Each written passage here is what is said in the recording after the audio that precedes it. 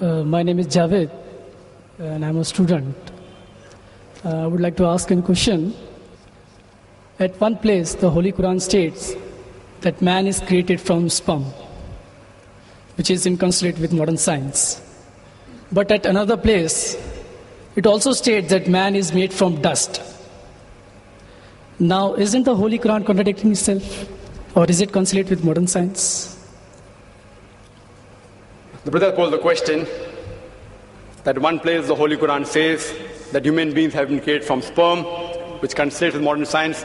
The other place, human being is created from dust. Can you prove it scientifically it's created from dust? And isn't there a contradiction? One place sperm, one place it says dust. The Holy Quran does say, as I mentioned in my talk, in Surah Qiyamah, chapter 75, verse number 37 to 39, it says that human beings have been created from sperm, which has been proved by science. The Holy Quran also says in Surah Hajj, chapter 22, verse number 5, that we have created the human beings from a quintessence of dust. Today science tells us that all the elements that are there in the human body, they are present in lesser or greater quantity in the soil, in the earth. So the statement that human beings have been created from earth is scientifically proven. That whatever components are there in the human body, the constituent, the elements, they are present in the earth, in the soil, in lesser or greater proportion. The second part of the question, isn't it a contradiction? One place the Quran says man is created from sperm, one says from dust. Is it a contradiction? See, a contradiction is two statements which are conflicting with each other, which cannot take place simultaneously. The Quran does not only say man has been created from sperm and the other place from dust. It also says in Surah Furqan, chapter 25, verse 54, that man has been created from water. You will tell me there are three contradictions. See, science has proven that man has been created from dust, as well as from sperm, as well as from water. If I tell you in one statement that to make a cup of tea, I require water. In the second statement I say, to make a cup of tea, I require tea leaves or tea powder. It's not a contradiction. I require both. If I want to make sweet tea, I add sugar to it. If I want to make panikam tea, I add less water and more milk. If I want to make Sulaimani tea, I add only water. So there is no contradiction when the Quran says human being is created from sperm and dust and water. It is actually contradistinction. What is the meaning of contradistinction? Contradistinction means speaking two or more things about a subject which are not conflicting with each other. For example, if I say that this man is honest, he's kind and loving, it is contradistinction. But if I say this man is always a liar and a truthful person, then it's contradiction, because both are opposing. If it's not opposing, it's called as contradistinction.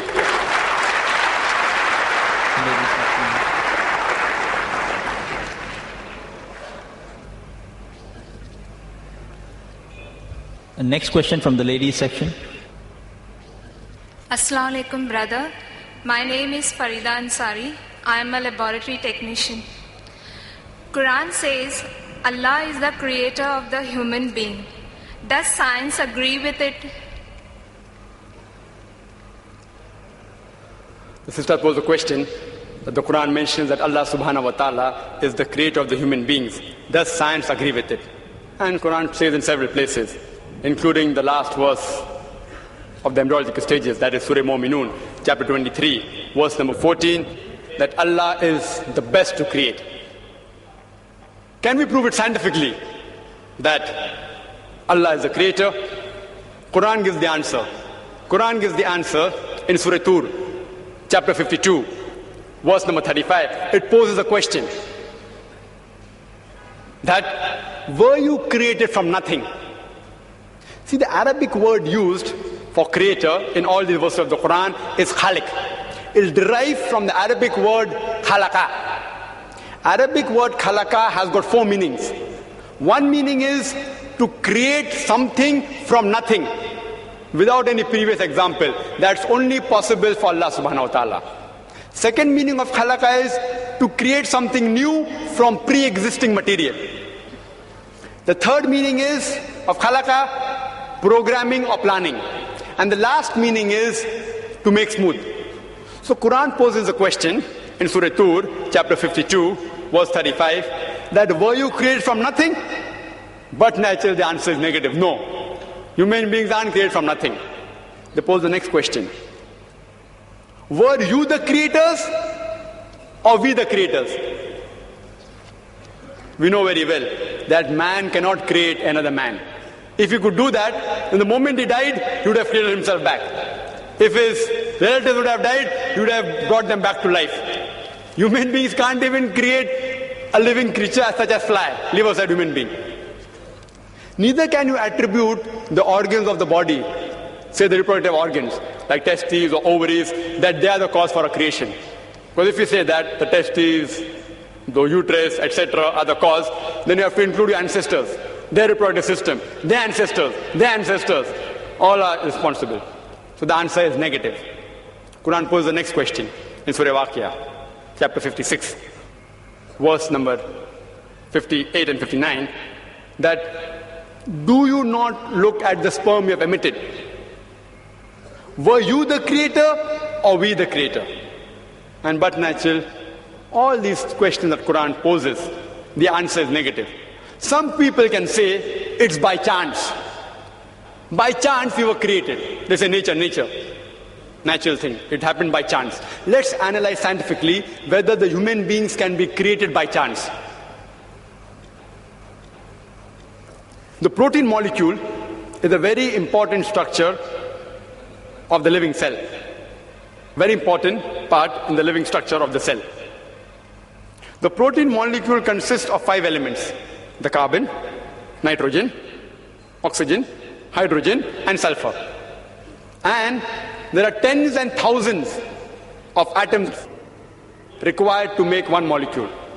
One atom has 5 elements: carbon, nitrogen, oxygen, hydrogen, and sulfur. There are tens of thousands of atoms which make one protein molecule. And there are approximately 92 free elements.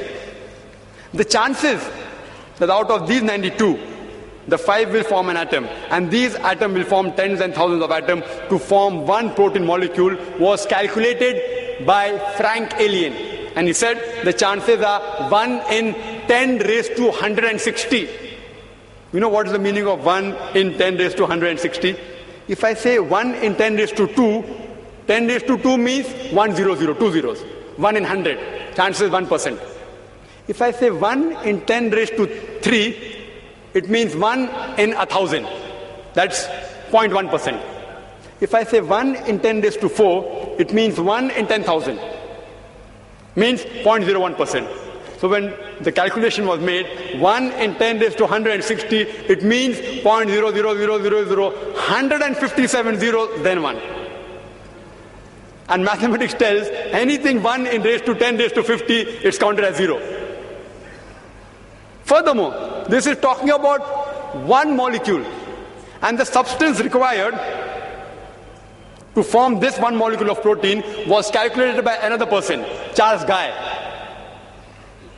that it will require millions of times of substance as huge as our galaxies. Millions of galaxies will require to form this one molecule of protein. And the time was calculated by Charles Guy.